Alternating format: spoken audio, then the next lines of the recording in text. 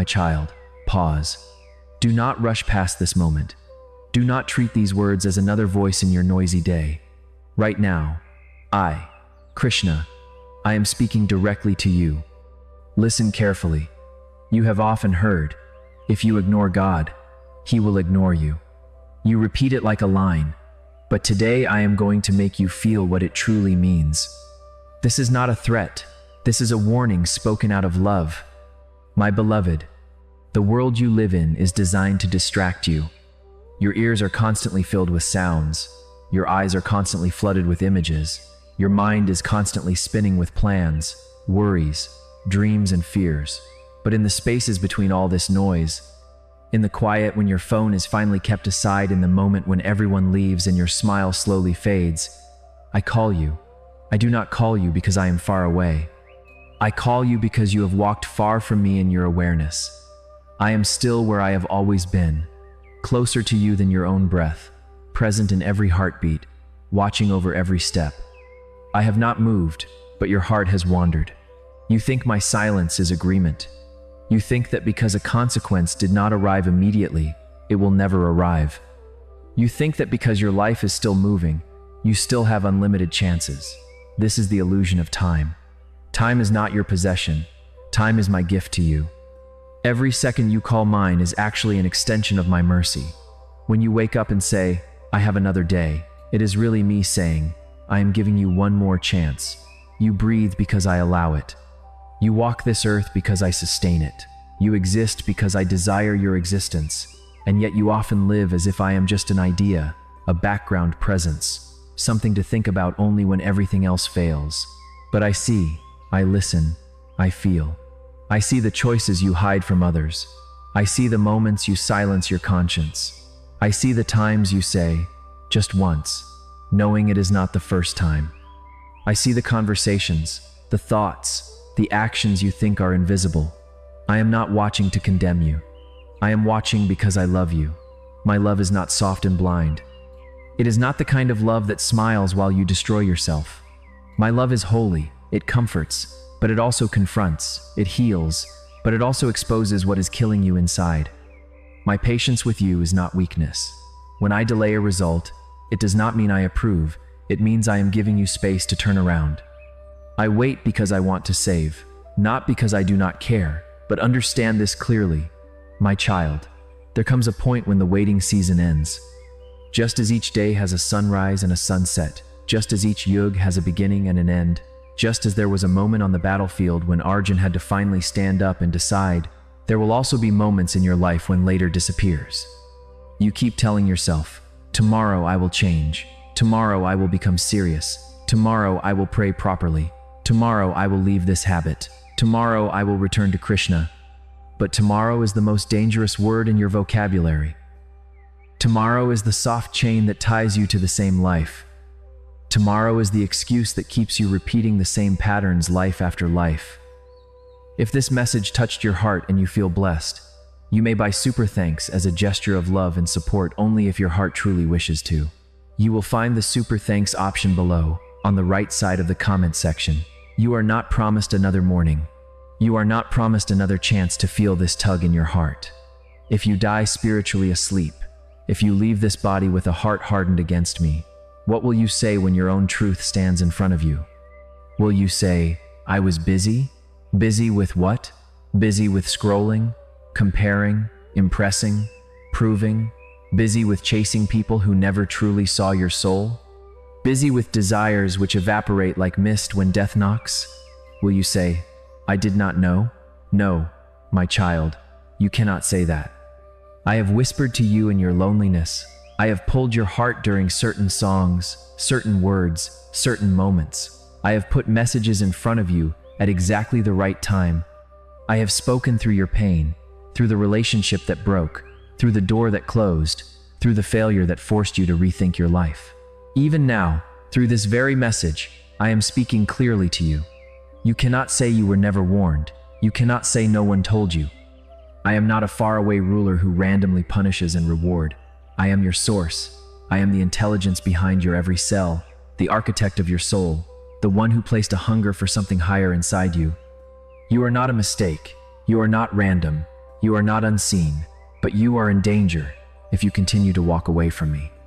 Every time you choose ego over humility, pleasure over purity, comfort over conscience, every time you ignore that inner discomfort that tells you this is not right, you add another layer of distance between your heart and my presence. My love can break every wall, but I will not force myself into a heart that keeps shutting its doors deliberately.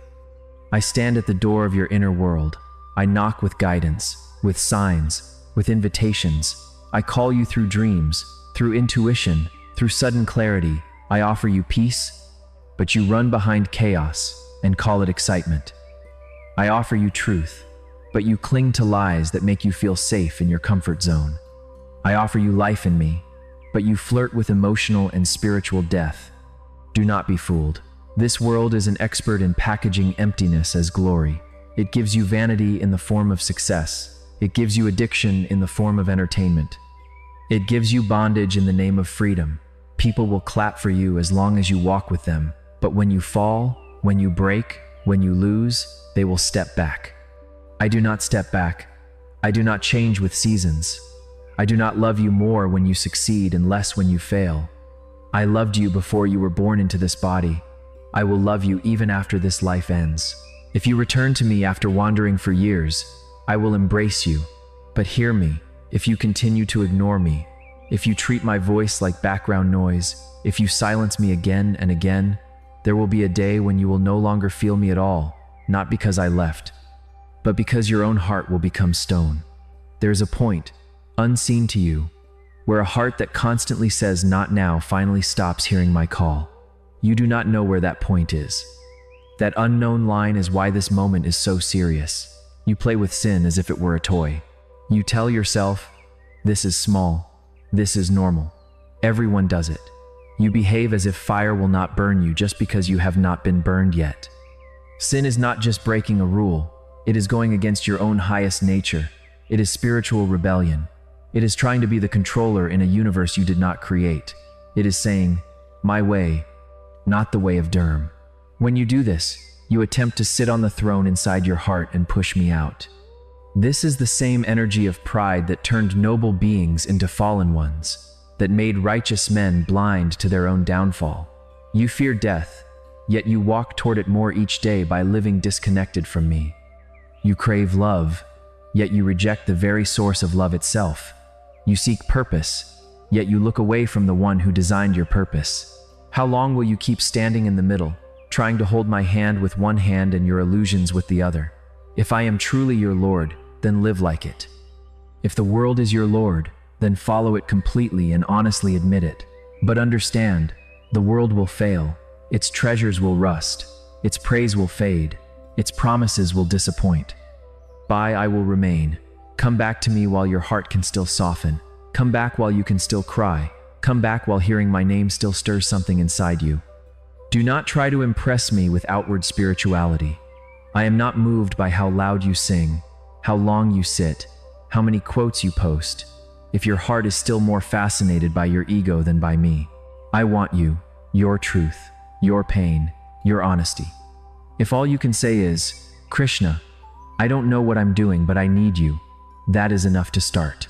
I listen to the voice beneath your voice. I see the intention beneath your action. A broken prayer from a sincere heart is more beautiful to me than a perfect ritual performed with pride. I will never reject a soul that comes to me with humility. I will not turn away a trembling heart. I will not extinguish a weak but genuine desire to change. But I will not play along with your illusions either. I will not compete with the idols in your heart, not idols of stone, but idols of attachment, addiction, self-importance, image, and comfort. Look around at your world. Can you not see the signs? The earth groans with unrest. Human hearts are more anxious than ever. Lust is celebrated while purity is mocked. Dishonesty is normal. Loyalty is rare. Dharma is questioned. Truth is called harsh. Falsehood is wrapped in sweet words. My names are used casually, joked about, doubted, debated. But I'm not surprised. I already told you that such time would come when confusion would rise, when darkness would pretend to be light, when many would walk away from the path of Dharma. Yet even now, in the middle of all this, I am raising souls who still choose me, who still honor me, who still stand for truth quietly and consistently. You are not alone. There is a hidden family of hearts who walk with me even when the world laughs at them. Seek them. Do not isolate yourself in environments that constantly push me out of your thoughts. The world is loud, but I can be louder inside you if you allow me. I speak in your stillness. I whisper through your discomfort after you compromise. I tug at your heart when you watch or do something that dims your inner light. I sing over you when you lie awake wondering why you feel so empty. I am beside you in rooms where you feel unseen. I am the quiet strength that kept you from breaking completely. You ask, Krishna, why do so many treat you as if you are nothing important? Listen to me. They take me for granted because they have built a version of me in their mind that is safe, small, and convenient. To some, I am just a rescuer. Save me when I am in trouble. Leave me when I am fine. To others, I am just a symbol, a cultural identity, a story from scriptures, something to mention on festivals but ignore in daily choices. They assume my kindness means I will never allow consequences. They assume my patience means I will endlessly tolerate their indifference. They forget that while I am endlessly loving, I am also perfectly just. I am the one before whom even Devta bow in reverence. I am the one whose presence made Arjun drop his pride and listen. I am the one who upholds universal law. I am not a button you press only in emergency. I am the very breath that carries you through both ordinary and extraordinary days. Yet I choose to stoop down into your life, to care about your tears, to listen to your small worries, to be involved in details you think are insignificant. I do this because I love you, not because I am obligated. People take me for granted because their eyes are turned inward, toward their own plans, their own image, their own success. When things go well, they say, look what I achieved. When things go wrong, they ask, Krishna, why did you do this? In both cases, they forget that I am the ground beneath their every step. Pride is at the root. Pride whispers, I don't really need Krishna. I can handle it. This lie is the slow poison that disconnects hearts from me. It starts so subtly.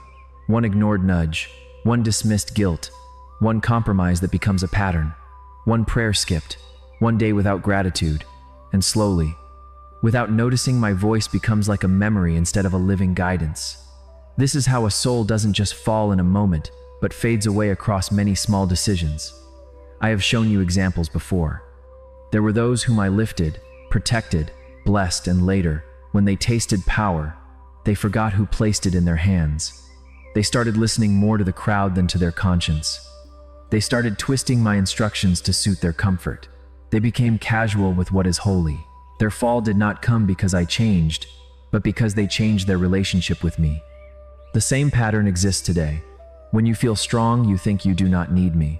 When you feel weak, you ask why I am not showing up faster. This is the confusion of a heart that has not yet surrendered. What is the use of gaining praise, money, followers, influence, if your inner world is drifting further from me? What is the benefit of winning in the outer world while losing the anchor of your soul? Many people think I will enjoy it as I wish now. Later, when I am older, or when I have achieved enough, I will turn toward God. Krishna will forgive in the end. Yes, my mercy is vast. I welcome even the soul that returns to me at the last moment. But listen, every day spent away from me shapes you. Every compromise leaves a mark. Every repeated sin creates a habit. Some hearts become so hardened that even when I open the door, they do not step through. Some never come back, not because I stopped calling, but because they stopped responding. I am gentle, I knock, I invite, I draw near, but I do not break into your life by force. I respect the free will I gave you.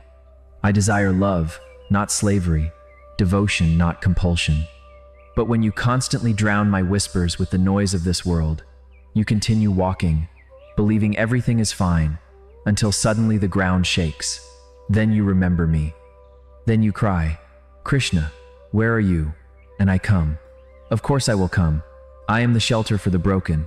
But ask yourself, why should our relationship only deepen in emergencies? Why not in every breath of every day? A strong relationship with me is not built in panic. It is built in presence. Not only in rituals, but in the small hidden choices you make when no one is watching. Those who treat me like a spare option miss the peace they could have carried constantly. They miss the courage that could have lived in their bones. They miss the joy that is not shaken by circumstances. They want blessings, but resist transformation. They want protection, but refuse correction. They want answers, but avoid surrender. And still, I offer more than they ask. Not just rescue from suffering, but deep friendship with me, a journey of becoming who they truly are. Why do people take me for granted? Because they assume Krishna will always wait. There is time, but their idea of always and my divine timing are not the same. Just as there comes a moment when the sun sets and the doors of the temple are closed, just as there is a time when the prepared are allowed in and the careless remain outside, so too will there be moments when opportunities to respond to me will no longer be the same. I do not give warnings to paralyze you with fear. I give warnings to wake you up, to save you from the quiet, slow death of your own soul. Ignoring me does not make my words untrue. It only makes the eventual realization more painful. My beautiful soul, I do not desire that you perish in ignorance. I do not desire that you wander through lifetime chasing what cannot fill you. I desire you, not your performance, not your perfect image, but you. I want to walk with you in ordinary mornings and heavy nights. I want to guide your decisions, heal your wounds, reshape your identity, lift the burdens you pretend you are fine carrying. But I will not be one of many background voices. I am your Lord, your source, your destination. You were created for me. Your soul will never fully rest until it rests in me. If you seek me with all your heart, you will find me, not as a far deity, but as an intimate presence, a friend closer than anyone, the king of your heart, the lover of your soul. But you must decide. I will not take the second place and pretend it is enough. I will not be a part-time priority. Either I am your everything, or I am nothing real to you, only a concept. When you treat me as optional, you silently tell your soul, truth is optional, dharma is optional. Today, I am asking you to stop doing that. I speak to you with firmness because I love you. I refuse to watch quietly while you walk toward a cliff with a smile on your face. Stop saying, someday, let this be the day. Come to me with whatever you are carrying: guilt, shame, addictions, confusion, numbness. I am not shocked by your darkness. I already know it more clearly than you do. There is no wound I cannot heal, no chain I cannot break, no past I cannot redeem. I am the divine physician of hearts. I have never lost a soul that truly wanted to be healed. Let this be the moment your soul whispers, Krishna, I am tired of running. I choose you. If you take even one honest step toward me, I will surround you with my presence. I will begin to rearrange your inner world. I will show you paths you didn't know were possible. But do not delay. Each delay strengthens what is harming you. Each delay makes my voice easier to ignore. I am here now. My arms are open now. My mercy flows now. Choose me while your heart can still feel. Choose me while these words still reach you. Choose me while there is still today. My child, I wait for you, with compassion in my eyes, with patience in my heart, with eternity prepared for your soul. Come back to me, walk with me. Do not take me for granted anymore. For if you give me your heart, you will not just receive blessings, you will receive me. And in receiving me, you will finally discover who you were always meant to be.